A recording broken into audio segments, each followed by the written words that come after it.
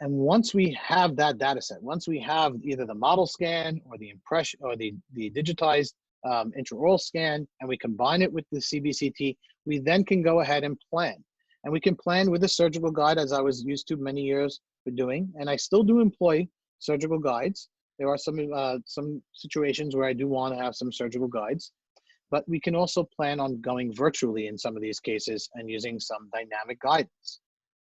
So we have these two types of guides that we could create. We could go free-handed, or we have these two types of guides. We can have a static guide, which is seeing on the left side of the screen, or we can have this virtual dynamic guide, which is just like having a static guide, but without the interference of a static guide. So it's a wonderful addition to the dental industry and actually into the medical industry as a whole. So I want to thank Francisco Casadis, who was my trainer for Navident. I was introduced to Navident. I've been introduced to Navident years ago, but I was started using Navident about a year ago. And thanks to Jason Pardo in Navident and Doron Deckel and Ken Sirota and others who convinced me that I should be looking into this technology because it was kind of groundbreaking. And once I got more immersed into it, I realized just how valuable this tool actually is. And I'm very thankful for their training. They do a wonderful job of training us how to use this technology. And the advantages of going into a virtual dynamic navigation is quite simple. We have some wonderful articles that were written by Stefanelli, which is a JOMI article, and also by Michael Block and Emery, and also a JOMI article that have estimated the confidence and the accuracy of using these dynamic implant navigation systems. And there are a few of them out there. And then there's the question is, oh, well, which one do I go with? And that's a prerogative that you can decide on your own, and I might be able to give you my opinion, but it's a prerogative of the user itself. But in these articles, they described how dynamic navigation can achieve the accuracy the same as a static guide, and certainly much more accurate than free-handed guided placement. So if we can have something that's as good as a static guide, and I believe once you get really good at this, that you can be even superior to static guides, because it's kind of like playing a video game. The more you play it, the better you get. It's basically that simple. You just have to keep moving along and not just let it sit in the corner. Use it some more, and you will get better. You will get the dexterity, the understanding, the ability to start sitting back and looking at a screen instead of sitting down and looking at a patient, having the comfort in your back, having the tools that you need to be able to do this in a guided manner, in a controlled manner, which I think is unparalleled in the industry today. It's basically GPS for implants. So we have that ability to guide us in the proper foundation. So you're saying that there is a learning curve in adopting this technology. I think with any technology, there is a learning curve. And if you're going to think that you're going to pick it up and be an expert at it the day one, there is no way. And it does. Some people, I'm sorry, I shouldn't say that. Some people are so good with let's say video games or other types of virtual reality things that they can just jump right in and grasp this quite quickly. I must say my journey did not take long. I've heard from other people that it took them a few weeks to get really comfortable doing it. When I got this in my hands, by my third case, I was ready to do something more drastic. And I'll show you one of those cases in just a moment, because I felt very, very comfortable. We had planned to do something else, and then we changed our treatment plan because I felt so comfortable doing it. But what I wanted to interject was that there is without question going to be a learning curve for anyone going into this technology. But what we have seen, Isaac and myself, at our live surgical courses where we've been integrating dynamic navigation with some of the participants doing it for the first time, it's really amazing how right on they are on their very first case. So although there is a learning curve, it's going to be based upon your own hand-eye coordination and surgical skills, and you can in fact get it even on the first try. Oh, absolutely. So getting it is not the question. Getting it is almost a guarantee because you have to follow along the template. The question is how comfortable. My statement was more about how comfortable you will feel. When do you feel like you'll break the shackles and kind of be diving right in? And that takes sometimes for some people a couple of weeks. For me, it was nearly instant. But as we saw just at our last surgical course just a few months ago before all this chaos hit, we had a bunch of students doing it and attendees, excuse me, and some of them were novices and some of them were long time implant users. And when we did our evaluations at the end, when we compared the before and after, these guys nailed it. I mean, they were right on. And if you remember, one case was at like a 0.01 accuracy. I mean, that's something incredible. So you will get it. You will be doing it the right method, and you will have the right outcome. But the comfort level of just having it in your learning how to hold everything, making sure that we can calibrate all these little pieces, that takes sometimes a little bit of a learning curve. But as far as success, you're going to have success with it basically from day one because you're seeing what you're doing in real time. And part of the unique versatility, one of the reasons I went with Navident as opposed to some of the other systems that are out there was the versatility of the unit. Being able to use a piezo unit, being able to use a high speed, a low speed to calibrate various different devices and various different tips. And I think that's the key because it doesn't limit me to just placing an implant or drilling an osteotomy. This opens up a whole new door. I can have a saw tip for ridge splitting or lateral sinus windows. If we want to encroach that, if we want to harvest a piece of bone, we can outline that piece of bone and harvest that with a saw template. We can use various different high speeds and low speeds, which is going to come in to become very important into some of the cases that I'm going to show you in just a moment, or one of the cases at least that I'm going to show you in just a moment. So the other addition that basically sold me, this is when I said, okay, I'll buy it, was when the trace in place came out. By being able to allocate 4 or 5 different locations and being able to trace along with a tracer, we no longer need to have any adjunctive pieces that go into the mouth like a stent or anything like that. We can now validate what we're doing just simply by taking a scan. It's nice to have an intraoral scan as well to overlay that, especially if there's a lot of metal. But if there's no metal, like in this case here, on a mannequin, we can go through and we can plan our cases without having interference. So we can do this just from the CBCT, get points of registration, and simply get to work. So it's just a matter of importing the CBCT into the software, selecting a few dots, tracing around those 2 dots, and now you have your virtual dynamic template that we can start with. We can plan the implants like you're seeing here, and then go ahead and place them. Now, I do not want to make it that I am an expert in this field. I am still just a novice. I've only been using this for a year, and the last month and a half, I haven't been able to use it at all. So I highly, highly recommend listening to some of these other webinars that Navident has in store for you. There's one that just happened last week, and then we have a bunch more coming this week. You have George Mandelarius and Sylvia De La Rosa, who is absolutely phenomenal, and Bobby Nagu and Paula Villa and Joey Chen. And Joey Chen published something beautifully, which I'll show you in just a moment. But these are true experts. I may have come up with a couple of my techniques that I'll show you, but these are the experts in the field. I highly recommend, don't miss their webinars. It's going to very much be worth your while. You'll learn a ton from them, as I have already. So when I see a case like this, and I'm thinking already, well, I got to extract that tooth.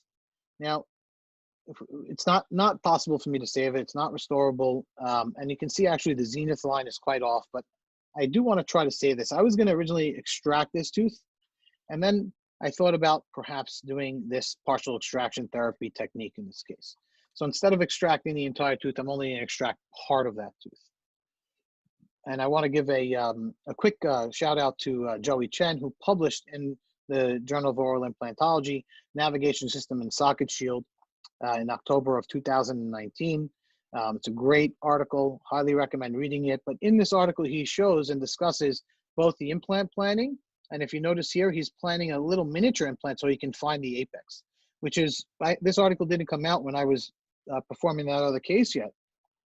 But this article actually it shows you a step-by-step as to how to do what I'm going to show you in a moment, which is to plan basically a miniature implant, find your apex, and then look and see almost like a sonogram where you're cutting along to cut out this root, and planning a implant placement and placing that implant into that exact position. So congratulations, Joey, on this article from October.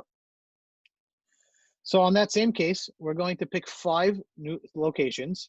I like to pick 5. The more the better. Sometimes we don't have 5, but we on the maxilla, we have a head tracker instead of attaching something to the lower mandible, because the lower mandible is movable.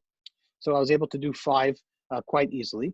And then we can validate those 5 points of tracing and ensure, and you can see I'm at 0.01 millimeters of accuracy. So, or negative 0.1 millimeters of accuracy. So we're highly accurate at this point, and we can now move on along and go ahead and try to attempt to perform this procedure, which is going to be a partial extraction therapy on this anterior central incisor. Had my numbers not been this accurate, I would go back, retrace, redo my trace in place, and then go ahead and validate my accuracy again. And between each drill that you're going to use, you want to calibrate and check the accuracy. It's important to keep that accuracy. If we lose the accuracy, then we're kind of back into freehand zone, and we want to be in a better position, which is as accurate as possible.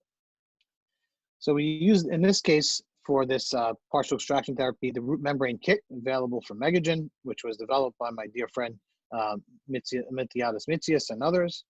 And we use this technique, this drill kit specifically for their length of drills. We just did a case recently with navigation with Dr. Howard Gluckman's new PET kit, and it worked beautifully as well. But the key is to have nice long burrs that you can work with, so you can calibrate, and then you can be able to reach the apex of these teeth. So here we are holding up a calibrating tool with the drill, holding it steady, and the camera, this camera is sensing where we're at, and it's going to calibrate that measurement, so it's going to know where we are in real time. And you can see this burr right here, and this burr has a little stopper on it, so it has a 7 millimeter stopper. So we can use that to make our initial cutting. So we're going to section this tooth from a mesial-distal fashion. We're going to cut back. I like to go as interproximal as possible to try to support the papilla by leaving this remaining root fragment. So I try to create almost like a C shape on the anterior segment. And then we go in toward finding our apex. So we're first going to find our apex. And if you look in the right side of the screen, which is what I'm looking at. Now what's going on is on the left side, but I'm watching the right side of the screen as I'm preparing. I'm not looking in the patient's mouth. And we are following along the root trajectory, looking for that apex and starting to cut that root out horizontally. So we're able to see in real time, almost like a sonogram. And you can see this cut in here, and there's my access hole to where my apex was. We then can extract our tooth. Now I'm using a peritome here, and an elviatome from my company, TBS Dental. So I am biased. I believe this is the best instruments. There's my Scott Ganz forceps to remove the remaining root tip. And then we're prepping, again, we can do this in real time or freehanded. We're just prepping the internal aspect of that root, debriding out that site, and we're going to go and start to look into implant placement. But before we can place an implant, we have to drill the osteotomy. So again, the versatility of being able to use different handpieces, high speed. Now I'm back to low speed handpiece, and I'm using these densa burrs, osseodensification, so I can get better implant stability. And I'm going to hang powderly. And if you look at this screen right over here, you'll notice that I'm aiming for this little orange dot, and this is showing me my depth and my position. I'm not looking at this side of the screen. You might be, because you might want to see what I'm doing. But the reality is this is what I'm concentrating on. I don't care what's going on here. I only care what's going on the computer screen. So it's seeing me in real time, and I'm able to position and follow my access here. And it's telling me how many degrees I'm off, how many millimeters I'm off in vertical depth and in position. So this is a key aspect, especially when we're going to talk about the sinus lifting. You can see I now have my osteotomy prepped. My shield or root membrane has been reduced. And we have created basically a curved root. And now we are going to place our implant. So we're going to calibrate that implant again as well so that we can measure our accuracy. So we calibrate the implant and we place it in. And again, we're starting out at a depth here, and it's going to go all the way down to the base of that depth. And I'm watching my position here. Even though I've drilled my osteotomy, I still want to make sure I'm as perfect as I can be. And I'm going to straighten it out towards the very, very end. And once I hit red, I know I'm done. I'm at that spot. I do not want to exceed the red in this case. And you can look at this measurement and overlay here. We're pretty much almost dead on. So you can see our placement, and it's palatal. I can leave a little bit of an area to graft. That's your preference. And I'm going to take my ISQ. Why? Because I want an objective measurement, and I want to know when this is ready. So I place my healing cap. This is a little bit of a blue M gel and oxidizing gel that I like for healing. And if you want to suture or not suture, that's up to you.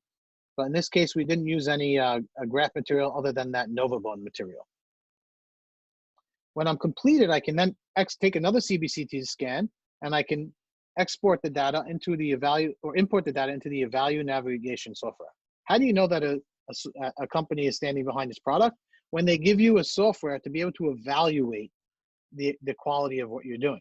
So they want you to get better and better at this. So what we can do is superimpose these two scans. You can see the checkerboard here. This is the overlapping of the two scans here. And when we evaluated this, our final readings, which is you can't see down here, so I wrote up here, on entry, the way that we entered our osteotomy, we were off by 0.05 millimeters. Our apex was off by 0.75 millimeters. Our angle was off by 2.35 degrees. That to me is extremely accurate. You can see the red and yellow are almost directly overlapped so that we are basically right where we planned. And notice something here. We were hanging out right by the nasopalatine canal. So this is a great tool to use around anatomically considerations of cases such as mandibular nerves and the maxillary sinus. So in the 7 cases, this is the wrong slide, I apologize. This is the osteodensification slide, but in the number of cases I will show you later on, we'll flip-flop those back in a moment, but I'll get back to you on that, I apologize. Let's talk about the digital dynamic sinus. How can we use this for the maxillary sinus? So using the same methodology, we have a case here. This is a nice case to start with. We have about 6 millimeters worth of residual height. We have plenty of width. It's an easy case for me to start trying to work on a sinus lip, because worst case scenario, if I perforated or something like that, I can just place a shorter implant and wider implant if I wanted to. So it was a good case to start out on. So here we are using the denser burrs.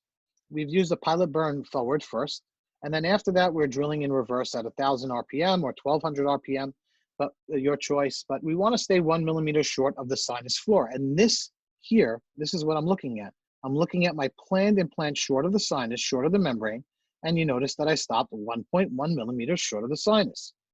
I can't guess that if I'm doing that free-handed. Even if I have markings and measurements, I still can't be as exact as that, especially when I'm making a miniature flap like you see here. And then we continue along, and as we get wider with the denser burrs, we can start to go past the sinus floor or break the sinus floor, which is what I just did with that little red line.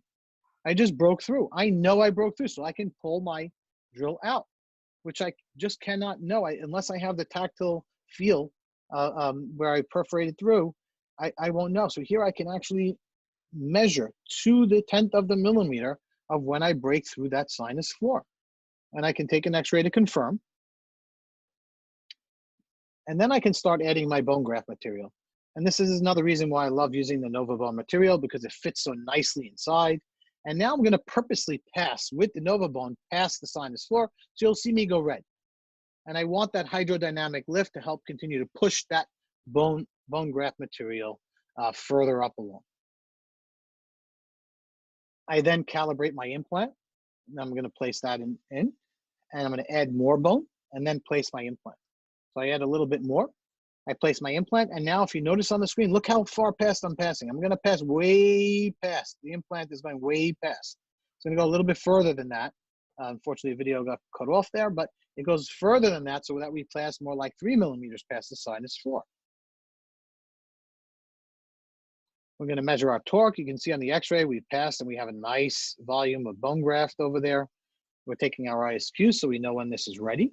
We're placing our healing cap, and because it was a mini flap, I didn't even need to place a stitch.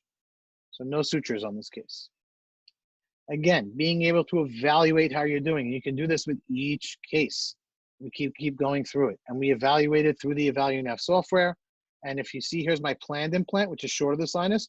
My implant that's in yellow is passed. This is my final outcome of my implant. And look, my entry was off by just 0.32 millimeters, my apex by 2.27, and my angle by 2.28 degrees. And that is pretty darn accurate. So we are in great shape to be able to do this in basically a restrictive-less environment without a surgical guide, but having the benefits of using a surgical guide. So just 6 weeks later, I'm measuring the ISQ and I have an 80. And you saw my other readings were in 70s. We then load it at 8 weeks. We have our final crown in place. And you can see our post-op CBCT. You can notice our new sinus floor. Blow that up for you. You can notice our new sinus floor. We passed the sinus membrane. So in a 6 millimeter sinus, we have a brand new sinus floor. This is about 6 months later. We have a brand new sinus floor and have placed a 10 millimeter implant into a 6 millimeter site. So that's a beautiful example of this technology and showing how much you can achieve. But one of the things that I just want you to comment on, and you can do that after you show the graphic here, and that is that there's a lot of people that think that you're going to get dynamic navigation. You're going to put the patient in the chair, look at the case, and say, okay, now I'm going to put an implant in, and not understand that what you're creating is a virtual template that requires the same amount of planning as if you were going to do a static guide. Would you comment on that? It's exactly right. It requires the same amount of planning, but without all the extensive amount of lab work that goes along with it. So we have the benefits of static controlled guided surgery, but without the labor of laboratory work, unless you want to go to making a, let's say, temporary crown in a laboratory setting, there's really no lab work that's required. If we're working on the upper jaw, we have a head tracer. Working on the lower jaw, we just bond a simple piece into the jaw to be able to track the lower mandible because it's always in flux. So we have that at our disposal. You'll see from. But you would still want to integrate now with the latest versions of the software for Navident. If you had diagnostic wax up and bringing in STL files, and so that you could maximize your planning, correct? Oh, absolutely. And we can actually, the updates to the software actually have crowns that are prefabricated, a library of crowns that we can open and put right directly into the software and plan based off of a prosthetically driven approach. So beforehand, where we used to have to create these wax ups so we can truly plan it prosthetically driven, as you've lectured on for a few decades already about prosthetically driven implant dentistry. This is a prosthetically driven approach. We had, on those cases, we planned a crown. We scanned the patient, we made a virtual wax up and imported it. Now we don't have to do that. Now we can actually, the crowns are there. You just select the crown, change the dimensions. We can bring it into occlusion if we want. We can figure out where we're going and deliver it in a prosthetically driven fashion. And we can even go ahead and make final or temporary abutments. My latest thing is that I have a case set up for a final abutment, and you'll see from some of the others, there's from the other speakers, there's some amazing techniques and tricks as to what you can do with navigation. So we are in the infancy in the digital age. I know people love to think that we're at the apex and all that of this. We're just barely climbing the ladder. As you've so eloquently put many times, we're on the start. We've just started to get the tools. We're bringing them in slowly, and we are starting to climb. And we have not even come close to where we are, where the evolution of digital dentistry has been in its full swing. So in this early infancy, it's great to be a part of it, because as you get into something early on, you get to be a part of the building process of it. When you enter things very late, it's very hard to necessarily jump in and catch up on all the stuff from the past. So one of the reasons that I was jumping in on this is I was made privy to some of the things that are going to be happening in the future. And I'm not able to say online here what they are. But let me just say this, that the future is extremely bright, extremely, extremely bright. And now to me is the time to get into this before there becomes so much information that you're caught behind. It is getting easier and easier to use. It's now very, very kind of foolproof for the most part. But it's the time to get in. If you haven't been involved in this already, it's the time to get in. For basic implants, for full arch implants, for cases like this of socket shielding membrane, or for sinus lifting, and for many other different types of techniques. So just to finish off the lecture is to be as precise and accurate as we possibly can. We want to do we have some full arch cases that we've done with this. We have some individual cases here, some of the sinus cases that we've done, and 2 of the full arch cases that we've done. But it's all about precision and accuracy and how precise and accurate we can be for the betterment of our patients. And that's the key. Our patients, as you always say, our patients are coming to us for teeth.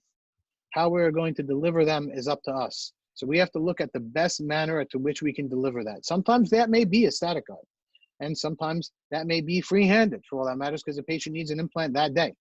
And other times, and you don't necessarily have a navigation system.